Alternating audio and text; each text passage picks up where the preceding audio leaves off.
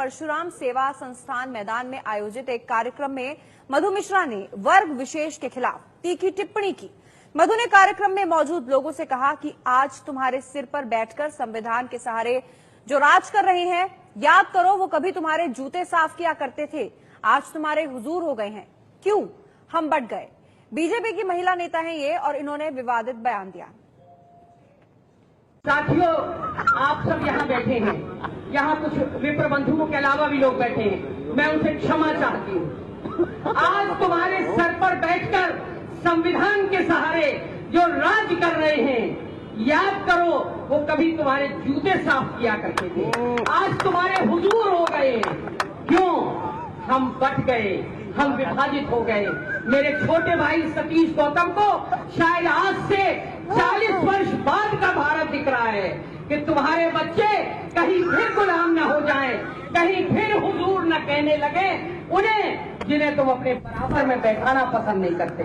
उठो, जागो, और जब तक अपने अधिकार ले न लो तब तक सतीश गौतम की तर्ज पर युद्ध करते रहो, युद्ध करते रहो।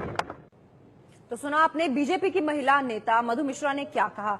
अब से कुछ देर पहले मधु मिश्रा से बात की एबीपी न्यूज संवाददाता ने, तो उन्होंने इस पर सफाई दी और कहा कि उन्होंने कुछ भी गलत नहीं कहा, लेकिन किसी को अगर चोट पहुंची है तो वो माफी मांगती हैं।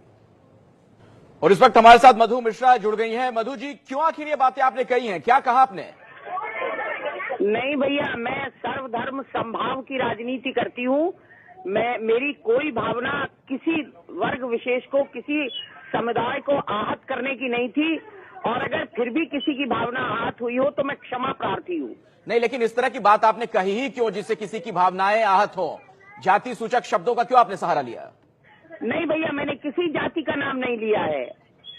नहीं, आपने एक बात कही है जी जी, जो खबर आ रही है, आपने ये कहा कि जो आपने वक्तव्य दिया कि तुम्हारे सिर पर जो बैठकर संविधान के सहारे राज कर रहे हैं, याद करो वो कभी तुम्हारे जूते साफ किया करते थे। क्या ये बात कही आपने? नहीं, मेरा आशय केवल इतना था कि संविधान में सबको बराबर का अधिकार मिलना चाहिए। नहीं, मैं पूछ रहा हूं ये आपने कहा या नहीं कहा? जो मैं कह रहा हूं आपसे, ये वाक्य आपने बोला है, नहीं कहा है?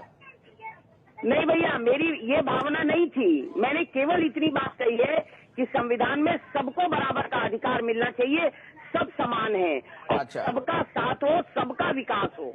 नहीं, भावना आप बताने की कोशिश कर रही हैं, आशय, लेकिन शब्द यही थे ना आपके जो मैं कह रहा हूं। नहीं भैया, मेरी भावना है, वही मेरे शब्द हैं कि मैंने किसी जाति सूचक शब्द का प्रयोग किया ही नहीं है। मैं एक बार फिर से आपके सामने वो वक्तव्य आपका रख रहा हूं। मुझे ये बताइए, क्या आपने ये बात कही है कि आज तुम्हारे सिर पर बैठकर संविधान के सहारे जो राज कर रहे हैं, याद करो वो कभी तुम्हारे जूते साफ किया करते थे? भैया, इसमें किसी जाति का नाम नहीं लिया है मैंने। नहीं तो किसके बारे में बातें आप कह रही हैं कि याद करो वो कभी तुम्हारे जूते साफ किया करते थे? जो संविधान का फायदा पंक्ति में बैठे अंतिम व्यक्ति को मिले, वही प्रथम व्यक्ति को भी मिले। नहीं, ये आप बड़ी अजीबोगरीब सी दलील दे रही हैं। आपने जो बात कही उसका बड़ा सीधा सा मतलब निकलता है कि तुम्हारे सिर पर बैठकर संविधान के सहारे जो राज कर रहे हैं, याद करो वो कभी तुम्हारे जूते साफ किया करते थे।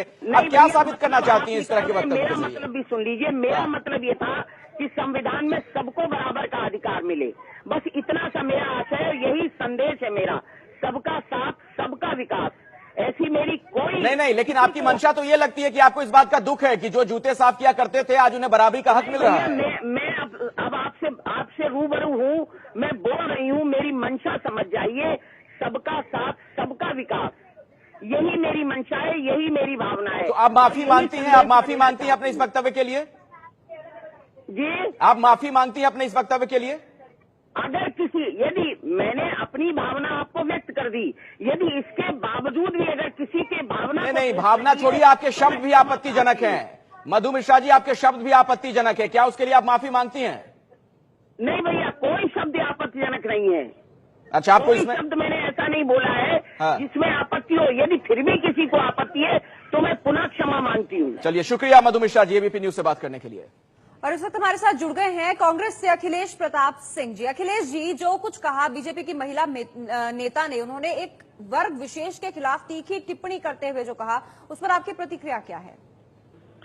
देखिए, ये मधु मिश्रा जी ने वही बोला जो आरएसएस की विचारधारा है। जब ये देश आजाद हो रहा था तो आरएसएस इसी विचारधारा को लेकर के बाबा साहब अम्बेडकर और संविधान में दिए गए इन प्राविधानों और इस तरह के जो उपाय किए गए थे कि सबको बराबर का हक मिल सके और उन्हें अवसर मिल सके, सामाजिक, राजनीतिक, आर्थिक, उसका ये लोग विरोध करते थे। आज भी ये दर्शाता है कि उसी मानसिकता से ये लोग पूरी तरह ओत-प्रोत हैं। और आज वो लोग जो मोदी जी की सत्ता में बैठे हैं, उनके पार्टी के लोग हैं, क्या नजरिया रखते हैं हमारे समाज के जो पिछड़े, दलित और शोषित लोग हैं, जिन्हें अभी पूरा अवसर सामाजिक, राजनीतिक, आर्थिक नहीं प्राप्त हुआ, उनके प्रति क्या भाव रखते हैं? कैसी बात ये सोच सकती हैं? आप देखिए क्या क्या इन्होंने बोला है जी।